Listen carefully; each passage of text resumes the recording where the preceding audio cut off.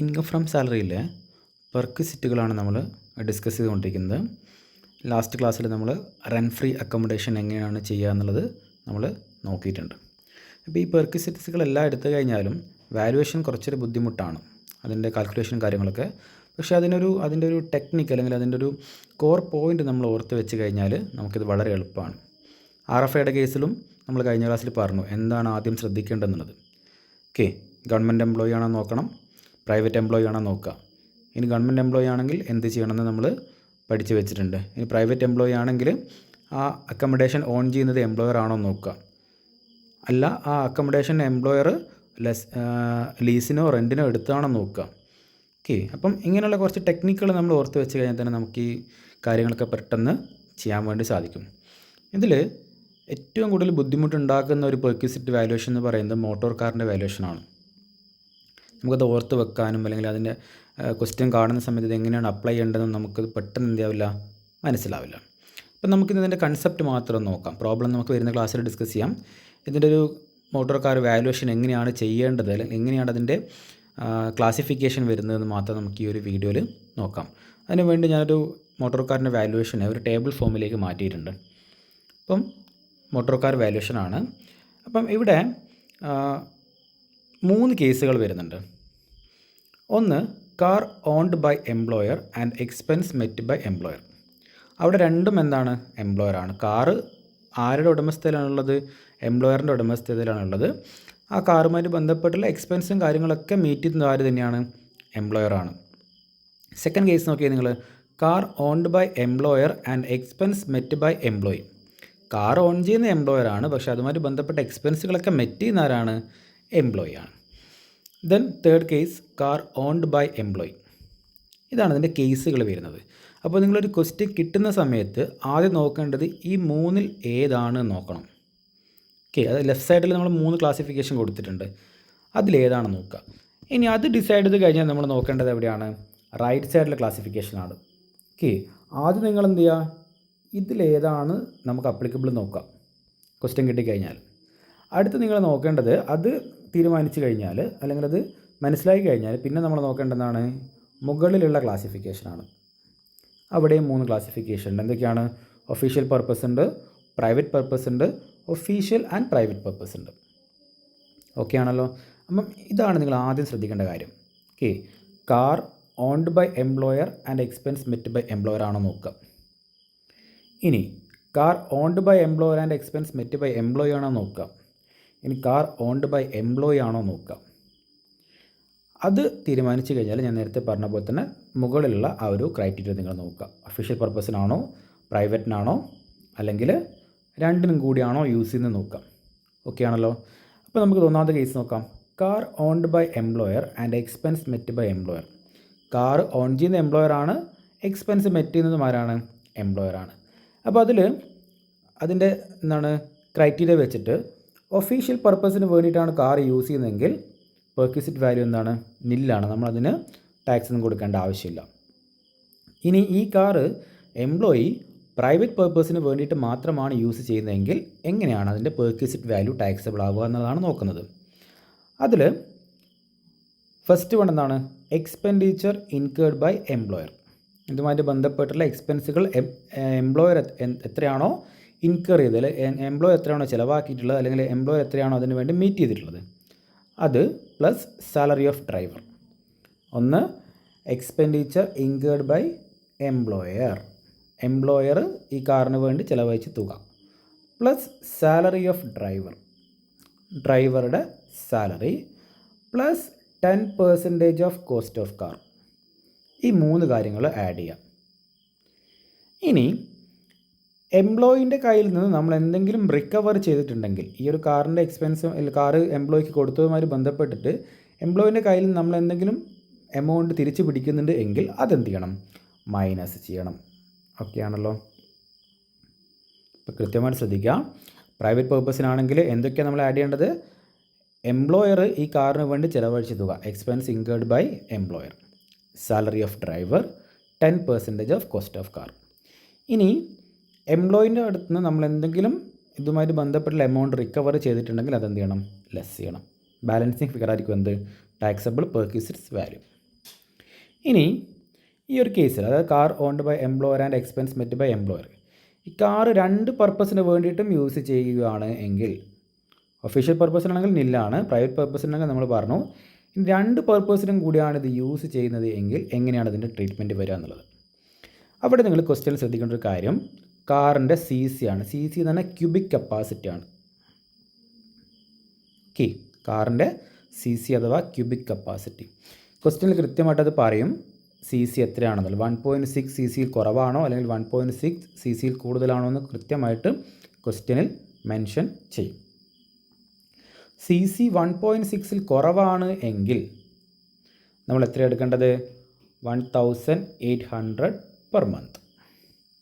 Okay, കാറിൻ്റെ C C 1.6ൽ കുറവാണെങ്കിൽ എത്ര എടുക്കേണ്ടത്? 1800 പെർ മന്ത്. ഇനി 1.6ൽ കൂടുതലാണെങ്കിലോ 2400 പെർ മന്ത്. ഓക്കെ, അതാ രണ്ടും സി സിയും എമൗണ്ട് നമ്മൾ കണക്ട് ചെയ്താൽ മതി.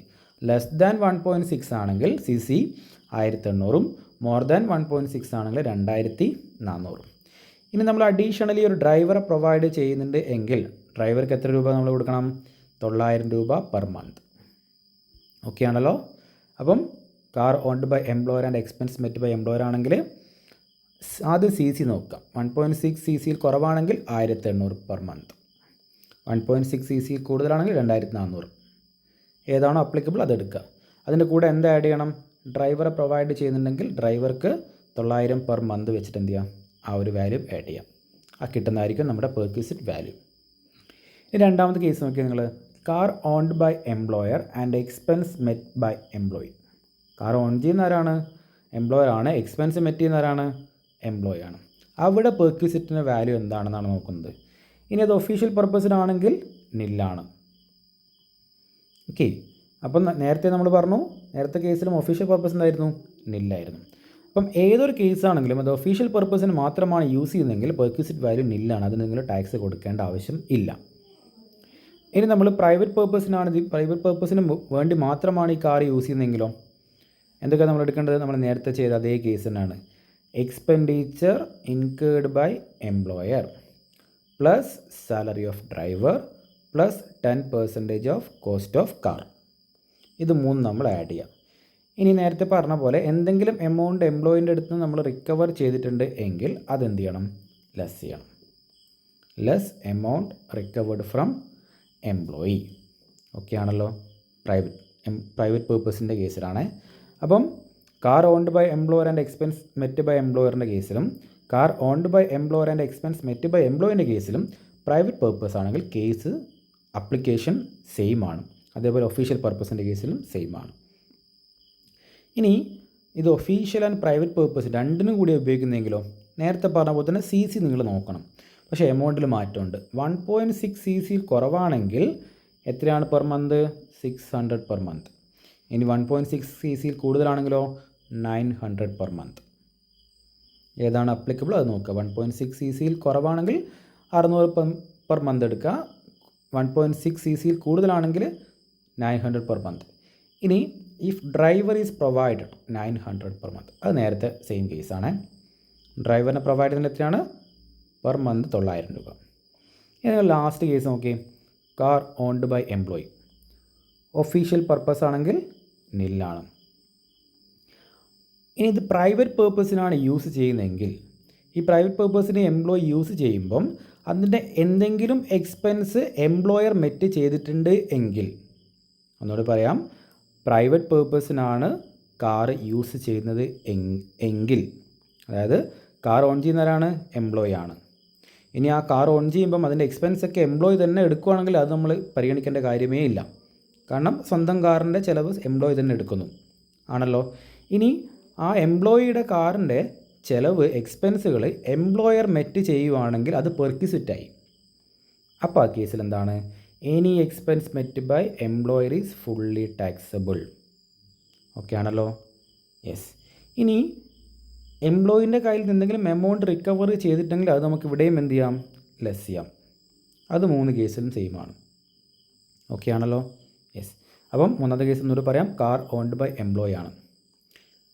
അപ്പം ഒഫീഷ്യൽ പർപ്പസിനാണെങ്കിൽ നിൽ. പ്രൈവറ്റ് പേർപ്പസിന് യൂസ് ചെയ്യാണ് കാർ. അപ്പോൾ എംപ്ലോയിൻ്റെ കാറ് എംപ്ലോയി യൂസ് ചെയ്യുക, അതിൻ്റെ എക്സ്പെൻസ് എംപ്ലോയി തന്നെയാണ് മീറ്റ് ചെയ്യുന്നതെങ്കിൽ അതൊരിക്കലും എന്തായിട്ട് വരില്ല, പെർക്വിസിറ്റായിട്ട് വരില്ല. കാരണം നമ്മുടെ പേഴ്സണൽ യൂസ്. പക്ഷേ നമ്മൾ യൂസ് ചെയ്യുന്ന കാറിൻ്റെ ചിലവ് എംപ്ലോയറാണ് കൊടുക്കുന്നതെങ്കിൽ അത് ഫുള്ളി ടാക്സബിളായിട്ട് പെർക്വിസിറ്റായിട്ട് കണക്കാക്കപ്പെടും.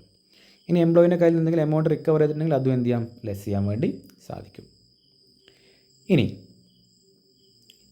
ഈ ഒരു കേസിൽ കാർ ഓൺഡ് ബൈ എംപ്ലോയിൻ്റെ കേസിൽ ഒഫീഷ്യൽ ആൻഡ് പ്രൈവറ്റ് പേർപ്പസിനാണ് യൂസ് ചെയ്യുന്നത് എങ്കിൽ അതിൽ expense incurred by employee less, ആദ്യം എന്ത് ചെയ്യണം, expense incurred by employer less നമ്മൾ എന്തൊക്കെ ചെയ്യേണ്ടതുണ്ട്, 1,800 പെർ മന്ത്. അതെങ്ങനെയാണ്, 1.6 cc കുറവാണ്.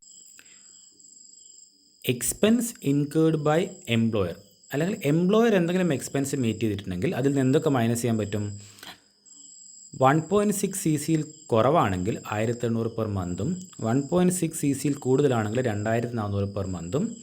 ഇനി ഡ്രൈവർ പ്രൊവൈഡ് ചെയ്യുന്നുണ്ടെങ്കിൽ 900 പെർ മന്ത്. ഓക്കെ ആണോ?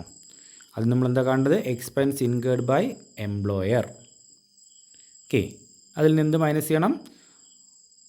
ചെറിയ കാറാണെങ്കിൽ 1,800 പെർ മന്തും വലിയ കാറാണെങ്കിൽ 2,400 പെർ മന്ത് എടുക്കുക. അതിൻ്റെ കൂടെ എന്തും കൂടി നമ്മൾ പ്രൊവൈഡ് ചെയ്യണം, ഡ്രൈവറിൻ്റെ സാലറി ആയിട്ടുള്ള 900 പെർ മന്തും കൂടി പ്രൊവൈഡ് ചെയ്യണം.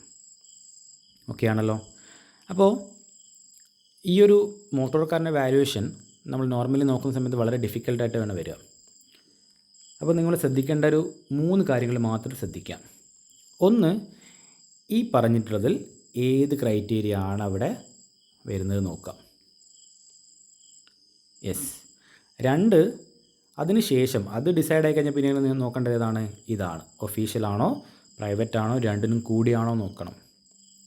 3ാമത് ഏതാണ് നോക്കേണ്ടത്, കാറിൻ്റെ CC ആണ്, വലിയ കാറാണോ ചെറിയ കാറാണോ. ചെറിയ കാറാണെങ്കിൽ 1.6 cc കുറവായിരിക്കും, വലിയ കാറാണെങ്കിൽ 1.6 cc കൂടുതലായിരിക്കും. ഓക്കെ ആണല്ലോ? അപ്പോൾ ഇത്രയും കാര്യങ്ങൾ ശ്രദ്ധിച്ചു കഴിഞ്ഞാൽ നമുക്ക് ഈ മോട്ടോർ കാറിൻ്റെ വാല്യുവേഷൻ എളുപ്പത്തിൽ ചെയ്യാൻ വേണ്ടി സാധിക്കും. അപ്പോൾ അതിനുവേണ്ടി നിങ്ങൾ ഈ ടേബിളൊന്ന് ഓർത്ത് വെച്ചാൽ മതി. ഓക്കെ.